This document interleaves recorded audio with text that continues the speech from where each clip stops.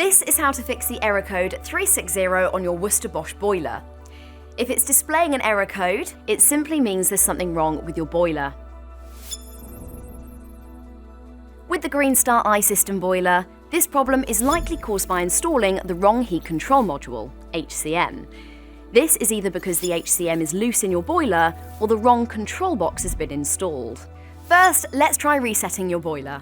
If the error is still showing after you've pressed reset, then we'll need to look a little deeper, and this isn't something you can fix here. For more advice or to arrange a visit straight away from one of our Gas Safe Registered engineers, just click the Get in Touch link below. If the error code is no longer showing, it may still be worth looking at the root cause.